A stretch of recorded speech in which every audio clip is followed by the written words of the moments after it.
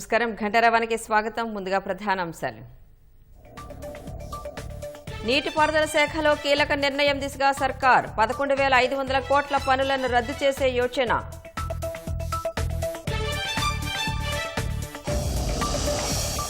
డిస్కంలలో 11 మంది డైరెక్టర్లు తొలగిస్తూ ఉత్తర్వులు. కొత్త వారి భర్తీకి నోటిఫికేషన్ విడుదల చేయాలని ఆదేశం.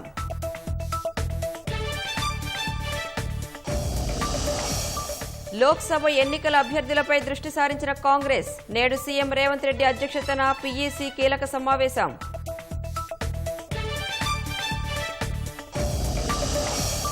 పౌర సర్వీసుల నిబంధనలను సవరించిన కేంద్ర ప్రభుత్వం. మహిళా ఉద్యోగుల పిల్లలకు పింఛన్ చెందేలా ఉత్తర్వులు.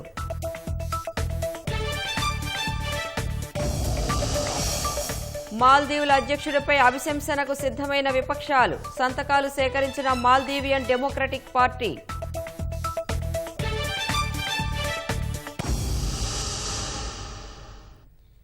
నీటిపారుదల శాఖలో ఎన్నికలకు ముందు టెండర్లు పిలిచి చేపట్టని పనులు, ఎన్నికల కోర్టుతో ఆగిపోయిన పనులు నిలిపివేసేందుకు తెలంగాణ ప్రభుత్వం యోచిస్తోంది.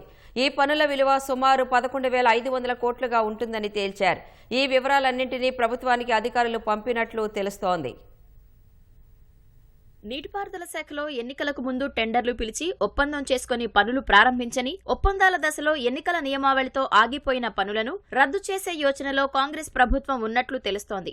ఈ మేరకు భారీ సంఖ్యలో చెక్ డ్యాంల నిర్మాణానికి అనుమతి ఇచ్చినా టెండర్లు పిలిచి ప్రారంభించిన పనుల వివరాలన్నింటినీ అందజేయాలని ప్రభుత్వం కోరినట్లు తెలిసింది. ఆ శాఖలో అలాంటి పనుల విలువ సుమారు 11,500 కోట్లుగా తేల్చారు. ఈ వివరాలన్నింటినీ ప్రభుత్వానికి పంపినట్లు సంబంధిత వర్గాల సమాచారం. వీటిలో కొన్నింటికి ఒప్పందాలు జరిగాయి, పనులు ప్రారంభం కాలేదు. ఎన్నికల షెడ్యూల్ రావడంతో టెండర్ దశలోనే కొన్ని ఆగిపోయాయి. ఉదాహరణకు 234 కోట్లతో కరీంనగర్ జిల్లాలో లోయర్ మానేరు దిగువన మున్నేరు వాగు నుంచి రక్షణ పనులకు సంబంధించి టెక్నికల్, ఫైనాన్షియల్ బిడ్ తెరిచారు. నిజామాబాద్ జిల్లాలో 2 చిన్న ఎత్తిపోతల పథకాలకు ఒప్పందాలు జరిగి పనులు ప్రారంభించలేదు. వరంగల్ నగరంలో వరద రక్షణ పనికి 70 కోట్లతో ఒప్పందం జరిగింది. ఇక్కడే భద్రకాళి చెరువు నుంచి వరద రక్షణ పనిని 427 కోట్లతో చేపట్టారు. మున్నేరు నుంచి ఖమ్మం ముంపునకు గురికాకుండా ఉండేందుకు 690 కోట్లతో రక్షణ గోడ నిర్మాణానికి సంబంధించి పనులకు టెండర్ స్వీకరించే గడువును పొడిగించారు. నెలాఖరు వరకు సమయం ఉంది. టెండర్లు ఖరారు చేసి ఒప్పందం చేసుకుని పనులు ప్రారంభించిన పనుల విలువే 9,853 కోట్లు ఉంది. పాలమూరు రంగారెడ్డి ఎత్తిపోతల పథకంలో భాగంగా ఉదండాపూర్, కురుమూర్తి, రాయసాగర్ రిజర్వాయర్ల నుంచి కాల్వ పనులకు గత ప్రభుత్వం టెండర్లు పిలిచి ఖరారు చేసింది. 11 ప్యాకేజీలుగా విభజించి పిలిచిన ఆ టెండర్ల విలువ సుమారు 5,900 కోట్లు. కొన్ని ప్యాకేజీల పనులకు కమిషనర్ ఆఫ్ టెండర్స్ ఆమోదం తెలిపినా ఇంకా ఒప్పందం ఖరారు కాలేదు. వాటితో పాటు మరికొన్ని పనులు పరిశీలన పూర్తయి టెండర్ పిలవాల్సిన దశలో ఉన్నాయి. ఈ పనుల విలువ 1,552 కోట్లుగా తెలిసింది. ఇలా మొత్తం సుమారు 11,500 కోట్ల విలువైన పనుల వివరాలను నీటిపారుదల శాఖ ప్రభుత్వానికి పంపింది. వీటిపై త్వరలోనే ప్రభుత్వం నిర్ణయం తీసుకోనున్నట్లు తెలిసింది. కాంగ్రెస్ హయాంలో చేపట్టిన ఇందిరమ్మ ఇళ్లలో అసంపూర్తిగా ఉన్న వాటిని పూర్తి చేసేందుకు ఎంతకాలం పడుతుందో, ఎంత వ్యయం అవుతుందో అంచనాలు రూపొందించాలని అధికారులను సీఎం రేవంత్ రెడ్డి ఆదేశించారు. గృహ నిర్మాణ శాఖపై సచివాలయంలో సమీక్ష నిర్వహించిన ఆయన గత కాంగ్రెస్ ప్రభుత్వం చేపట్టిన ఇళ్ల స్థితిగతులు ఎలా ఉన్నాయి, వాటి నిర్మాణం కొనసాగించవచ్చా అని అధికారులను ప్రశ్నించారు. 19.30 లక్షల ఇందిరమ్మ ఇళ్ల నిర్మాణాలు గతంలో పూర్తయ్యాయని, 4.53 లక్షల నివాసాలు వివిధ దశల్లో నిలిచిపోయాయని అధికారులు తెలిపారు. 2 పడక గదుల ఇళ్లలో లబ్ధిదారులకు ఎన్ని అందించారు, మిగతావి ఏ స్థితిలో ఉన్నాయి, పూర్తి చేసేందుకు ఎంత మేర నిధులు కావాలని సీఎం ప్రశ్నించారు. నాణ్యతపైన ఆరా తీశారు. గృహ నిర్మాణ శాఖకు ఎన్ని అప్పులున్నాయి, వడ్డీ రూపంలో ఎంత చెల్లిస్తున్నారు, ఆ సంస్థ పరిధిలోని భూములపై సీఎం ఆరా తీశారు. రాష్ట్రంలో ఇందిరమ్మ ఇళ్ల నిర్మాణం కోసం వచ్చిన దరఖాస్తుల పరిశీలన ఎప్పటికి పూర్తవుతుందని ముఖ్యమంత్రి రేవంత్ రెడ్డి ఆరా తీశారు. లోక్సభ ఎన్నికల షెడ్యూల్ వచ్చేలోగా 5 గ్యారంటీల్లో మరికొన్నింటిని అమలు చేసేలా రాష్ట్ర ప్రభుత్వం కసరత్తు చేస్తోంది. షెడ్యూల్ ప్రకటించగానే వెంటనే ప్రవర్తన నియమావళి అమల్లోకి వస్తుంది కాబట్టి కొత్త పథకాలు అమలు చేసేందుకు వీలుండదు. ఆ విషయాన్ని దృష్టిలో పెట్టుకుని మహిళలకి ప్రతి నెల 2,500 రూపాయల నగదు బదిలీ, 500కే గ్యాస్ సిలిండర్, గృహ వినియోగదారులకు 5 లక్షల రూపాయల ఆర్థిక సాయం పథకాల్లో 2ంటిని లోక్సభ ఎన్నికల షెడ్యూల్ ప్రకటనకు ముందుగా అమలు చేసేలా ఆర్థిక శాఖ కసరత్తు చేస్తోంది. ఏ పథకం కింద ఎంత ఎంతమందికి ప్రయోజనం కలుగుతుంది, ఖజానాపై ఎంత భారం పడుతుందనే అంశాలను పరిశీలిస్తున్నట్లు సమాచారం. మహిళలకు ప్రతి నెల 2,500 ఇచ్చే పథకానికి 92.93 లక్షల దరఖాస్తులు వచ్చాయి. అందులో ఇప్పటికే పింఛన్ తీసుకుంటున్న వారిని మినహాయిస్తే ఎంతమందికి ఇవ్వాల్సి వస్తుందనే అంశంపై కసరత్తు జరుగుతోంది. ఆ విధంగా లెక్క వేసినా దాదాపు 50 లక్షల మందికి ఇవ్వాల్సి రావచ్చని సమాచారం. ప్రతి నెల ఎంత మొత్తం అవసరమవుతుందో నిర్ధారణకు వచ్చి అమలుపై నిర్ణయం తీసుకునే అవకాశం ఉంది. 500కే గ్యాస్ సిలిండర్ కోసం 91.5 లక్షల దరఖాస్తులు వచ్చాయి. ఒక్కో కుటుంబానికి ఏడాదికి 6 గ్యాస్ సిలిండర్లు వస్తే దాదాపు 2,200 కోట్లకు పైగా ప్రభుత్వంపై భారం పడనుంది. ఆ రెండు అమలు చేస్తే మహాలక్ష్మి పథకానికి పూర్తిగా నెరవేర్చినట్లవుతుంది. ఇందిరమ్మ ఇళ్ల నిర్మాణం అమలుపైన చర్చ జరుగుతోంది. ఫిబ్రవరి 15 తర్వాత లోక్సభ ఎన్నికల నోటిఫికేషన్ వచ్చే అవకాశం ఉందని రాజకీయ పార్టీలు అంచనా వేస్తున్నాయి. పార్లమెంట్ ఎన్నికలను ప్రతిష్టాత్మకంగా తీసుకున్న కాంగ్రెస్ అభ్యర్థుల ఎంపికపై దృష్టి సారించింది. ఇవాళ పార్లమెంట్ అభ్యర్థుల ఎంపికపై చర్చించేందుకు ప్రదేశ్ ఎన్నికల కమిటీ సీఎం రేవంత్ రెడ్డి అధ్యక్షతన జరగనుంది. రాష్ట్రంలో 14 లోక్సభ స్థానాలు గెలవాలన్న లక్ష్యంతో అధికార కాంగ్రెస్ ముందుకెళుతోంది. క్షేత్రస్థాయిలో పార్టీ బలోపేతం, భాజపా, భారాసాకి ధీటైన అభ్యర్థులను ఎంపిక చేయడం కీలకంగా రాష్ట్ర నాయకత్వం భావిస్తోంది. అసెంబ్లీ ఎన్నికల్లో మాదిరి పార్టీ అనుబంధ విభాగాల్ని పూర్తి స్థాయిలో రంగంలోకి దింపడం, ప్రభుత్వం చేపడుతున్న సంక్షేమ, అభివృద్ధి కార్యక్రమాలు, హామీల అమలును ప్రజల్లోకి తీసుకెళ్లేందుకు వ్యూహాలు రచిస్తోంది. భారాస అధికారంలో ఉండి వ్యవస్థల్ని ఏ విధంగా విధ్వంసం చేసింది, ప్రాజెక్టుల నిర్మాణంలో చోటు చేసుకున్న అవినీతి, రాష్ట్రాన్ని అప్పులకుప్పగా మార్చడాన్ని ప్రస్తావించనుంది. కేంద్రంలో భాజపా వైఖరి, కేంద్ర ప్రభుత్వ వైఫల్యాలు తదితర అంశాల్ని గడప గడపకు వెళ్లి ప్రచారం చేయాలని భావిస్తోంది. తద్వారా ఓటు బ్యాంకును పెంచుకుని లోక్సభ ఎన్నికల్లో అనుకున్న లక్ష్యాలు చేరుకోవాలని కాంగ్రెస్ ప్రణాళికలు వేస్తోంది. రాష్ట్ర వ్యాప్తంగా లోక్సభ టికెట్ ఆశిస్తున్న నాయకులు దాదాపు 100 మంది ఉన్నట్లు సమాచారం. నియోజకవర్గాల వారీగా ఆశావాహుల జాబితాను డీసీసీ అధ్యక్షులు పీసీసీకి పంపారు. ఇప్పటికే డీసీసీ అధ్యక్షుల నుంచి ఆశావాహుల వివరాల్ని నియోజకవర్గాల వారీగా వేరు చేశారు. సాయంత్రం 4 గంటలకు సీఎం రేవంత్ రెడ్డి అధ్యక్షతన కాంగ్రెస్ ప్రదేశ్ ఎన్నికల కమిటీ సమావేశం జరగనుంది. ఆ సమావేశానికి రాష్ట్ర వ్యవహారాల ఇన్ఛార్జ్ దీపాదాస్ మున్షి, ఉప ముఖ్యమంత్రి భట్టి విక్రమార్క, పీఏసీ సభ్యులు పాల్గొంటారు. డీసీసీ అధ్యక్షులు పంపించిన పేర్లని నియోజకవర్గాల వారీగా పీఈసీ పరిశీలించనుంది. అర్హులైన వారి పేర్లను పార్టీ కేంద్ర ఎన్నికల కమిటీకి సిఫార్సు చేయనున్నారు. ఫిబ్రవరి 5, 6న జరగనున్న కాంగ్రెస్ కేంద్ర ఎన్నికల కమిటీ సమావేశంలో పీఈసీ పంపిన పేర్ల జాబితాపై చర్చించనుంది. ప్రత్యర్థులైన భారాస, భాజపా అభ్యర్థుల్ని గట్టిగా ఎదురొడ్డి గెలవగలిగిన సత్తా ఉన్న గెలుపు గుర్రాల్ని సీఈసీ ఎంపిక చేస్తుందని పీసీసీ వర్గాలు వెల్లడించాయి.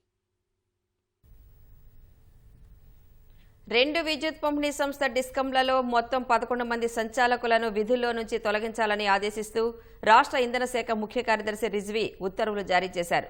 ఉమ్మడి ఏపీ ప్రభుత్వం 2012లో జారీ చేసిన 1845 జీవోల్లోని నిబంధనల ప్రకారం వీరి నియామకాలు జరిగినట్లు తాజా ఉత్తర్వుల్లో పేర్కొన్నారు. ఉత్తర, దక్షిణ డిస్కంలలో ప్రస్తుతం ఉన్న డైరెక్టర్లను ఉమ్మడి ఏపీ ప్రభుత్వమే నియమించింది.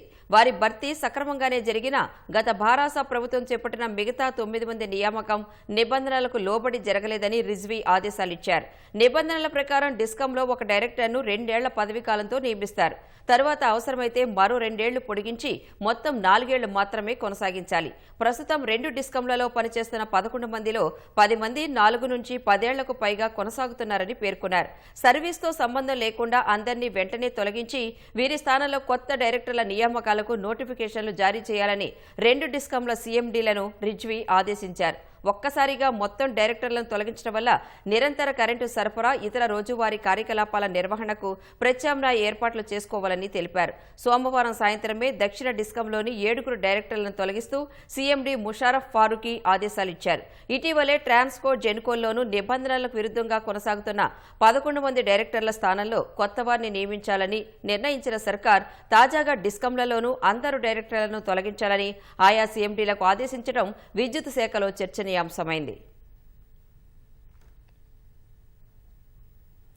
గౌరవెల్లి ప్రాజెక్టు కింద కాలువల నిర్మాణానికి భూసేకరణ విషయంలో క్షేత్రస్థాయిలో అందరూ సహకరించాలని మంత్రి పొన్నం ప్రభాకర్ కోరారు. సిద్దిపేట జిల్లా అక్కన్నపేట మండలంలో పలు అభివృద్ధి కార్యక్రమాలను ప్రారంభించిన మంత్రి గండిపల్లి ప్రాజెక్టు ఎత్తు పెంచకుండా యథాతథ స్థితిని కొనసాగించాలని మంత్రి ఉత్తమ్ కుమార్ రెడ్డిని కోరానన్నారు. గండిపల్లి ప్రాజెక్టు పూర్తయితే దాదాపు 14,000 ఎకరాలకు సాగునీరు అందుతుందన్నారు. గౌరవెల్లి, గండిపల్లి, దేవాదుల, శ్రీరామ్ సాగర్ వరద కాలువ నీటితో హుస్నాబాద్ నియోజకవర్గం సస్యశ్యామలమవుతుందని ఆ దిశగా చర్యలు తీసుకుంటున్నామని పొన్నం తెలిపారు. ఈ గండిపల్లి ప్రాజెక్టు ద్వారా దాదాపు 14,000 ఎకరాలకు నీరు అందుతుందనేటువంటి లెక్క వాళ్ళ దగ్గర ఉంది. దాని ప్రకారంగా వర్షాకాలం నీళ్లు నింపుకుంటే గౌరవేలి నుంచి గండిపల్లి తీసుకొచ్చే విధంగా చర్యలు తీసుకోబోతా ఉన్నాం. గౌరవేలికి సంబంధించి కూడా కాలువలను తవ్వే విధంగా భూసేకరణకు సంబంధించి గ్రామాల్లో కాలువల కొరకు వస్తా ఉన్నారు అధికారులు. మీకు ఎక్కడ కూడా ఇబ్బంది లేకుండా పరిహారము పునరావాస కార్యక్రమం చూస్తున్నాం. కానీ ఇంత పెద్ద ప్రాజెక్టు కట్టుకున్నాక కాలువల కూడా సానుకూలంగా ఆలోచించే వాళ్ళందరినీ కూడా కోరుతా ఉన్నాను. ప్రభుత్వ మార్గదర్శకాల మేరకు కాలుష్య నియంత్రణకు కృషి చేయాలని పీసీబీ అధికారులకు మంత్రి కొండా సురేఖ స్పష్టం చేశారు.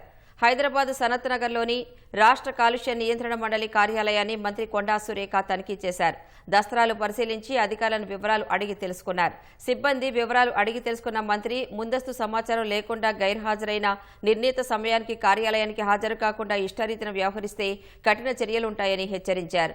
పీసీబీ పరిశోధనలు చర్యల పురోగతిని అడిగి తెలుసుకున్న మంత్రి కొండా సురేఖ బాధ్యతలు నిర్లక్ష్యం చేయకుండా సమర్థవంతంగా విధులను నిర్వహించాలని సిబ్బందికి సూచించారు. ఎమ్మెల్సీలుగా ఎంపికైన కోదండరాం, అమీర్ అలీఖాన్ ప్రమాణ స్వీకారం చేసేందుకు సోమవారం మండలిలో వేచి చూశారు. కానీ చైర్మన్ అనారోగ్యంతో ఉండటం వల్ల రాలేదని తెలిపారు. తాము ప్రమాణ స్వీకారం చేస్తామని మండలి చైర్మన్కు సమాచారం ఇవ్వలేదని వెల్లడించారు. ఆయన వస్తారేమోనని వేచి చూశామని, రాకపోవడంతో మండలి కార్యదర్శి ద్వారా సమాచారం పంపించాలని కోరినట్లు వివరించారు. ప్రమాణ స్వీకారానికి సమయం ఇవ్వాలని ఒక్క మహేష్ కుమార్ గౌడ్ మాత్రమే సమయం అడగగా ఈ నెల 31వ తేదీన సమయం ఇచ్చినట్లు గుత్తా సుఖేందర్ రెడ్డి పేర్కొన్నారు. అదే రోజు బలమూరి వెంకట్, మహేష్ కుమార్ గౌడ్లు ప్రమాణ స్వీకారం చేయనున్నట్లు సమాచారం. ఒక సుదీర్ఘ కాలం పాటు నేను తెలంగాణ ఉద్యమమే కాదు అంతకుముందు కూడా అనేక రకాలైనటువంటి కార్యక్రమాల్లో పాల్గొని ఉన్న సంగతి మొత్తం ప్రపంచానికే తెలుసు. ఇక ఈ నేపథ్యంలో దీన్ని పదే పదే వివాదగ్రస్తం చేయటం అనేది మాత్రం సమంజసం కాదు. ఆ విషయంలో కోర్టు ఏం స్టే ఇవ్వలేదు కాబట్టి ఈ ప్రక్రియ పూర్తి చేసింది గవర్నమెంట్. అధికారికంగా ప్రక్రియ అనేది పూర్తయింది. నేను చెప్పేది ఒకటే ఏంటంటే అన్ని విషయాలు ప్రజల ముందున్నాయి. ప్రజలే ఆలోచించుకొని వారు ఈ విషయంపై ఒక అవగాహన ఏర్పరచుకోవాలి. రాజ్యాంగం ఒకసారి జాగ్రత్తగా పరిశీలిస్తే ఏవి షరతులు ఏవి అనేది అందరం కూడా అర్థమవుతుంది. అర్థమైతే ఈ వివాదానికి అవకాశం కూడా లేదు. రాజ్యసభ ద్వైవార్షిక ఎన్నికల నగారా మోగింది. దేశవ్యాప్తంగా ఖాళీ అవుతున్న రాజ్యసభ స్థానాలకు కేంద్ర ఎన్నికల సంఘం షెడ్యూల్ ప్రకటించింది. రాష్ట్రానికి చెందిన 3 స్థానాలకు ఎన్నికలు జరగనున్నాయి. భారాస తరపున రాజ్యసభకు ఎన్నికైన జోగినపల్లి సంతోష్ కుమార్, బడుగుల లింగయ్య యాదవ్, వద్దిరాజు రవిచంద్ర పదవీకాలం ఏప్రిల్ 2తో ముగియనుంది. వారి స్థానంలో కొత్త వారిని ఎన్నుకునేందుకు ఎన్నికలు జరగనున్నాయి. ఇటీవలి శాసనసభ ఎన్నికల్లో భారాస ఓటమి పాలు కావడంతో అసెంబ్లీలో ఆ పార్టీ బలం తగ్గింది. ప్రస్తుతం శాసనసభ బలాబలాల ప్రకారం రాజ్యసభ ఎన్నికల్లో అధికార కాంగ్రెస్ కి 2, విపక్ష భారాసకు 1 స్థానం దక్కే అవకాశం ఉంది. ఆ 1 స్థానానికి గులాబీ పార్టీ నుంచి ఎవరిని ఎంపిక చేస్తారన్నది ఆసక్తికరంగా మారింది. సహజంగా ముగ్గురు మరో అవకాశంపై ఆశలు పెట్టుకోవచ్చు. అయితే సంతోష్ కుమార్, లింగయ్య యాదవ్ 6 ఏళ్ల పదవీకాలం పూర్తి చేసుకోగా రవిచంద్ర మాత్రం ఉప ఎన్నికల్లో ఎన్నికవడంతో 2 ఏళ్ల లోపే రాజ్యసభ సభ్యునిగా ఉన్నారు. మళ్లీ అవకాశం ఇస్తామని రవిచంద్రకు అప్పట్లో భారాస నాయకత్వం హామీ ఇచ్చినట్లు సమాచారం. రాష్ట్రంలో అధికారం కోల్పోయిన ప్రస్తుత పరిస్థితుల్లో రాజ్యసభలో సొంత మనిషి ఉండాలన్న భావన వస్తే సంతోష్కు అవకాశం ఇవ్వవచ్చని అంటున్నారు. కేసీఆర్ అనూహ్యంగా కొత్త వారిని తెరపైకి తీసుకొచ్చే అవకాశం లేకపోలేదు అన్న అభిప్రాయం గులాబీ పార్టీలో ఉంది. సికింద్రాబాద్ పార్లమెంట్ ఎన్నికల్లో గులాబీ జెండా ఎగరేసి భాజపాకు బుద్ధి చెబుతామని ఖైరతాబాద్ భారాస ఎమ్మెల్యే దానం నాగేందర్ అన్నారు. ఖైరతాబాద్ నియోజకవర్గంపై పార్టీ కార్యకర్తలు, నాయకులతో బంజారాహిల్స్లో ఆత్మీయ సమ్మేళనం నిర్వహించారు. MLC L Ramana, Sridhar Reddy, Jubilee Hills MLA Maganti గోపీనాథ్లు హాజరై కార్యకర్తలకు దిశానిర్దేశం చేశారు. జోగులాంబ గద్వాల జిల్లాలో సర్పంచులకు పదవీకాలం ముగియనుండటంతో మాజీ మంత్రి శ్రీనివాస్ గౌడ్ సన్మాన కార్యక్రమాన్ని నిర్వహించారు. ఎన్నికల్లో ఓడిపోవడానికి పార్టీ పరంగా కొన్ని తప్పిదాలు జరిగాయని, కార్యకర్తల మనోభావాలు అధిష్టానం దృష్టికి తీసుకువెళ్తామని కార్యక్రమంలో శ్రీనివాస్ గౌడ్ ప్రస్తావించారు. రాష్ట్రంలో కాంగ్రెస్ పాలన ఆత్మనింద పరిస్థితి అన్నట్లే ఉందని బీఆర్ఎస్ పార్టీ వ్యవస్థాపక కార్యదర్శి ఎమ్మెల్సీ మదను చౌదరి సంగారెడ్డి జిల్లా ఆంతోల్లో వ్యంగ్యాస్త్రాలు సంధించారు. బీజేపీకి గుణపాఠం చెప్తాం. ఈసారి గులాబీ జెండా సికింద్రాబాద్ పార్లమెంట్లో ఎగరేస్తాం. ఎందుకంటే ప్రజల్లో ఆ ఉత్సవం ఎక్కడ కూడా నిరాశ లేదు. ప్రభుత్వం ఇచ్చినటువంటి హామీలు మీరు ఏదన్నా ఒక రూపంలో మీరు గ్యారంటీ ఇవ్వండి. ఏం గైడ్ లైన్స్ ఇచ్చారో చెప్తే మేము ప్రజలకు చెప్పుకునే అవకాశం ఉంటుంది. ప్రభుత్వంకి మేము సహకరించడానికి సిద్ధంగా ఉన్నాం. ప్రభుత్వము మరి నిజంగా ఈ కార్యక్రమాలు అమలు చేయాలి అంటే ప్రజలకు ఒక విశ్వాసాన్ని కల్పించాలి, ఒక కాన్ఫిడెన్స్ ఎంఫసైజ్ చేయాల్సిన అవసరం ఉంది. కాబట్టి చేస్తారని విశ్వాసం ఉంది. లేని పక్షంలో మా బాధ్యత మేము రోజుకు ఒక తప్పుడు వాగ్దానాలు చేస్తూ తప్పుడు మాటలు చెప్పి కాంగ్రెస్ పార్టీ నాయకులు అందరూ కూడా రెచ్చగొడుతుంటూ మేము మాట్లాడుతున్నాం. కానీ లేకపోతే మేము అందరం కూడా డిసిషన్ తీసుకుని ఏం మాట్లాడదు. ఇవాళ మా పార్టీ కార్యక్రమం, మా పార్టీ కార్యకర్తలు, మా పార్టీ గురించే మేము ఎట్లా చేయాలి, భవిష్యత్తు ఎట్లా ఉండాలి, కార్యకర్తలు ఎట్లా కాపాడుకోవాలి, మనం ఏ విధంగా పోవాలనేది అందరూ కూడా చర్చించుకున్నాం. ఈ సమావేశంలో కార్యకర్తలు వాళ్ళ బాధలు అన్ని కూడా చెప్పుకోవడం జరిగింది. ఈ విధంగా ఎప్పుడైతే ఇట్లాంటి మీటింగ్లు పెడతామో వాళ్ళ బాధలు చెప్పుకునే కార్యక్రమమే ఈ సమీక్ష సమావేశాలు. జెడ్పీ చైర్మన్ సందీప్ రెడ్డిపై దాడి చేయడం హేయమైన చర్య అని మాజీ మంత్రి జగదీష్ రెడ్డి ఆరోపించారు. అధికారం చూసుకుని మంత్రి కోమటిరెడ్డి అనుచరులను ఉసిగొల్పారని ఆగ్రహం వ్యక్తం చేశారు. కోమటిరెడ్డి మాటలు విని స్వామి భక్తి ప్రదర్శించి సందీప్ రెడ్డి పట్ల అనుచితంగా ప్రవర్తించిన పోలీసులపై చర్యలు తీసుకోవాలని డీజీపీకి విజ్ఞప్తి చేశారు. ప్రవర్తన మార్చుకోకపోతే ప్రజాక్షేత్రాల్లో తగిన ప్రతిఫలం అనుభవించక తప్పదని మంత్రి కోమటిరెడ్డిని జగదీష్ రెడ్డి హెచ్చరించారు. సందీప్ రెడ్డి గారి పైన కోమటిరెడ్డి వెంకటరెడ్డి తన అనుచరులు కలిసి చేసిన దాడిని తీవ్రంగా ఖండిస్తా ఉన్నా. కోమటిరెడ్డి వెంకటరెడ్డి మంత్రి అయిన తర్వాత ఆటవికుడిలాగా ప్రవర్తిస్తున్నాడు. మంత్రి పదం అనగానే ఏదో అయిందని చెప్పి అహంకారం పెరిగిపోయింది బాగా వెంకటరెడ్డికి. దుర్మార్గంగా తనతో సహా కేబినెట్ ర్యాంకులో ఉన్న ఒక జెడ్పీ చైర్మన్ ను రెచ్చగొట్టి కార్యకర్తలతోని దాడి చేయించడమే కాకుండా పోలీసులను ఉసిగొల్పి పట్టుకపోండి జైల్లో వేయండి. ఏం భాష ఉపయోగిస్తున్నాడు వెంకటరెడ్డి? ఇంకా రాచరికం ఉందనుకుంటున్నాడా? వాళ్ళ నాన్న ఎమ్మెల్యే అన్నాడు, నువ్వేం చేస్తున్నావు? నువ్వెంతున్నావు? మాధవరెడ్డి పేరు చెప్పుకొని బతికినావు. మాధవరెడ్డి మాకు దూరం చుట్టమని చెప్పుకొని బతికినావు. స్వర్గీయ మాధవరెడ్డి గారికి ఈ జిల్లాలో ఎంత పేరుందో, ఎట్లా పనిచేసిందో అందరికీ తెలుసు. అవును, ఆయన కొడుకుగా గౌరవం ఇస్తారు ప్రజలు. కాంగ్రెస్ ప్రభుత్వం ఇళ్లు ఇస్తామని ఉన్న నివాసాలు కూలగొట్టడం ఎంతవరకు న్యాయమని కేంద్ర పర్యాటక శాఖ మంత్రి భాజపా రాష్ట్ర అధ్యక్షుడు కిషన్ రెడ్డి ప్రశ్నించారు. హైదరాబాద్ ముషీరాబాద్ నియోజకవర్గంలోని శ్రీ స్వామి వివేకానంద నగర్లో జీహెచ్ఎంసీ అధికారులు పేదల ఇళ్లను కూల్చివేశారు.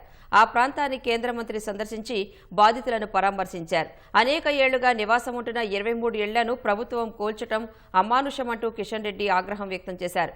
బాధితులకు 2 పడక గదులు ఇవ్వాల్సిన బాధ్యత ప్రభుత్వంపై ఉందని ఆయన పేర్కొన్నారు.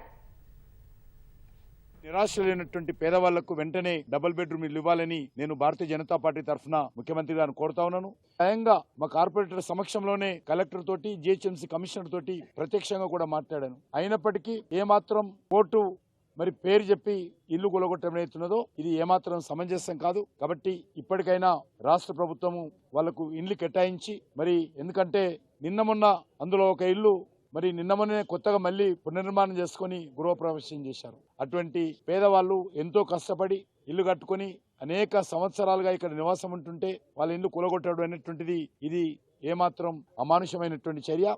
దీనిపైన రాష్ట్ర ప్రభుత్వం వెంటనే స్పందించాల్సిందిగా నేను డిమాండ్ చేస్తా ఉన్నాను. ఎన్నికల ముందు కాంగ్రెస్ ఇచ్చిన హామీ మేరకు జగిత్యాల జిల్లా ముత్యంపేట చక్కెర పరిశ్రమ తెరవడానికి ప్రత్యేక కమిటీని నియమిస్తూ ప్రభుత్వం ఉత్తర్వులు ఇవ్వడంతో రైతులు సంతోషం వ్యక్తం చేస్తున్నారు. జగిత్యాల జిల్లా ముత్యంపేట, నిజామాబాద్, మెదక్ జిల్లాలోని చక్కెర కర్మాగారాలు మూతపడి ఏళ్లు గడుస్తున్నా చెరుకు రైతులు ఆందోళన కొనసాగిస్తూనే వచ్చారు. అక్కడ వరికి ప్రత్యామ్నాయంగా చెరుకును రైతులు సాగు చేస్తున్నారు. ప్రస్తుతం పండించిన చెరుకును గాయత్రి షుగర్స్ కు తరలించడంతో టన్నుకు సుమారు 600 వరకు భారం పడుతుందని రైతులు ఆవేదన వ్యక్తం చేస్తున్నారు. కమిటీ సభ్యులు చెరుకు ఫ్యాక్టరీని త్వరగా పరిశీలించి నివేదిక ఇస్తే వచ్చే ఏడాదికైనా చెరుకును సాగు చేసేందుకు అవకాశం ఉందని రైతులు విజ్ఞప్తి చేస్తున్నారు. మరి కమిటీ వేసిండ్రు, ఈ కమిటీని తొందరగా నివేదిక ఇచ్చి ఒక 3-4 నెలల్లో ఖచ్చితంగా ఏదన్నా ఫ్యాక్టరీ ఇప్పుడు ఏదైతే కొంచెం దాన్ని మరమ్మతు చేయవలసిన అవసరం ఉన్నది. బాగా దాదాపు ఒక 8 సంవత్సరాలు బంద్ పడ్డది కాబట్టి కొన్ని మరమ్మతులు ఖచ్చితంగా చేయాలి. దాదాపు ఒక 20,000 కుటుంబాలు ఇవాళ రైతులు ఆధారపడడం ఇది ఇవాళ శుభవార్త వచ్చింది. మరి ఖచ్చితంగా ప్రభుత్వం నడుపుతారని ఆశిస్తూ రైతుల కోసం మరి రేవంత్ రెడ్డి గారు మరి ఒక రైతుగా, ఒక రైతు కుటుంబం నుంచి వచ్చిన వ్యక్తిగా మరి ఇది ఏర్పాటు చేయడం అనేది నిజంగా మేము రైతులను స్వాగతిస్తున్నాము. దీని మీద ఎంత తొందర అయితే అంత తొందరలో మరి నెక్స్ట్ క్రషింగ్ వరకన్నా ఫ్యాక్టరీలు 3 చాలు చేయాలని చెప్పి రైతుల పక్షాన మేము కోరుతున్నాం. జీవో తీసుకురావడం వల్ల మా రైతులకు ఒక మేలు జరుగుతుందని గత సీజన్ వరకు ఫ్యాక్టరీ పునరుద్ధరణ చేసి ఆదుకోవాలని కోరుచున్నాం. ఆ కమిటీ జల్దీ చేసి ఖచ్చితంగా మాకు ఫ్యాక్టరీ చాలు చేస్తే మేము ధన్యవాదాలు తెలుపుతాము. కరీంనగర్, రాజన్న సిరిసిల్ల జిల్లాలో పంటలు ఎండిపోకుండా ఉండేందుకు ప్రభుత్వం ఎల్లంపల్లి ఎత్తిపోతల ప్రక్రియ ప్రారంభించింది. చొప్పదండి, వేములవాడని నియోజకవర్గాల్లో దాదాపు 1,60,000 ఎకరాలకు జనవరి తొలివారం నుంచే నీటిని తరలిస్తారు. అయితే ఈసారి జలాశయాల్లో అనుకున్న మేర నీటి నిల్వలు లేకపోవడంతో ఆలస్యంగా ఎత్తిపోయడం మొదలుపెట్టారు. పెద్దపల్లి జిల్లా నంది మేడారంలో రిజర్వాయర్ ఎగువనున్న పంపు హౌస్లో మోటార్ ఆన్ చేసి నీటిపారుదల ఈఎన్సీ వెంకటేశ్వర్లు ఎత్తిపోతలు ప్రారంభించారు.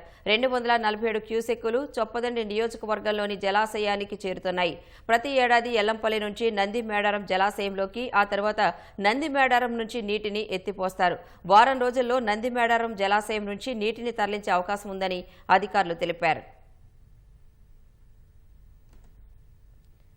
సెల్ ఫోన్ దొంగతనాల కేసులో ఛేదనలో దేశంలోనే తెలంగాణ తొలి స్థానంలో నిలిచింది. Central equipment identity register portal CEIR ప్రారంభించినప్పటి నుంచి ఇప్పటి వరకు చోరీకి గురైన 19,000 సెల్ ఫోన్లు బాధితులకు పోలీసులు అప్పగించారు. అందులో CID అధికారుల బృందం కీలక పాత్ర పోషించింది.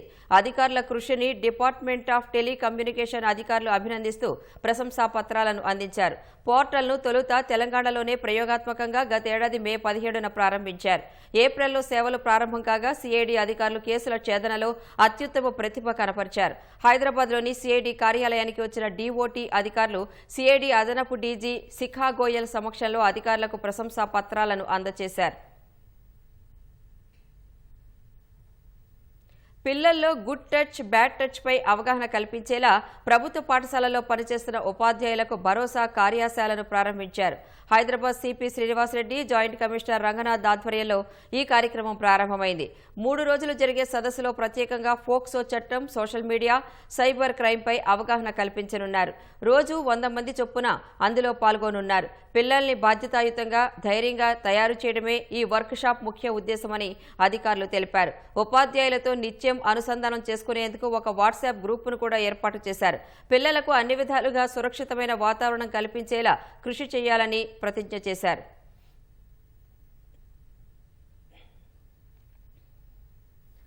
ఈ నెల 31 నుంచి పార్లమెంటు బడ్జెట్ సమావేశాలు జరగనున్న నేపథ్యంలో ఇవాళ కేంద్ర ప్రభుత్వం అఖిలపక్ష సమావేశాన్ని ఏర్పాటు చేసింది.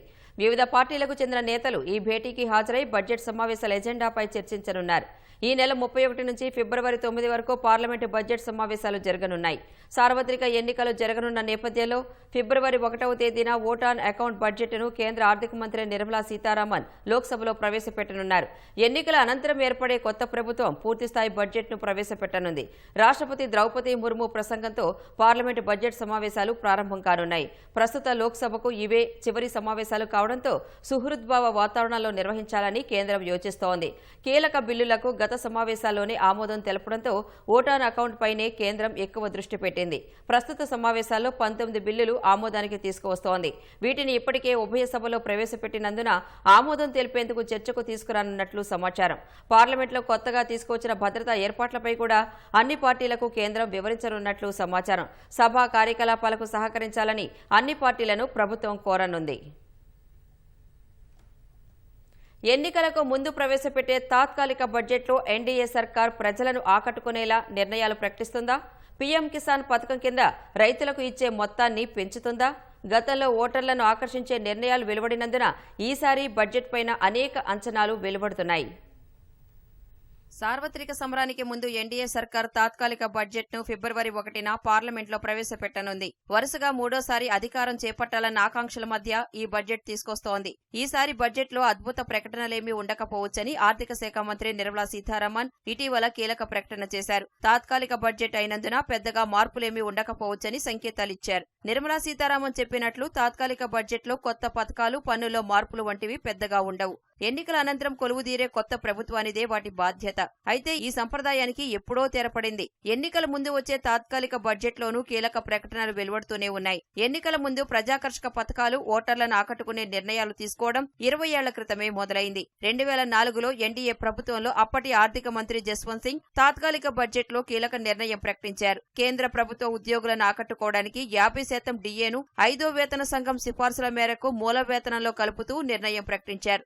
అంత్యోదయ అన్న యోజన లబ్ధిదారుల కుటుంబాల సంఖ్యను 1,50,00,000 నుంచి 2 కోట్లకు పెంచుతూ నిర్ణయం తీసుకున్నారు. తరువాత అధికారంలోకి వచ్చిన యూపీఏ ప్రభుత్వం కూడా తాత్కాలిక బడ్జెట్లో ఇదే సంప్రదాయాన్ని కొనసాగించింది. 2009లో నాటి ఆర్థిక మంత్రి ప్రణబ్ ముఖర్జీ సెంట్రల్ ఎక్సైజ్ సుంకాన్ని 10 నుంచి 8%, సర్వీస్ ట్యాక్స్ ను 12 నుంచి 10% తగ్గించారు.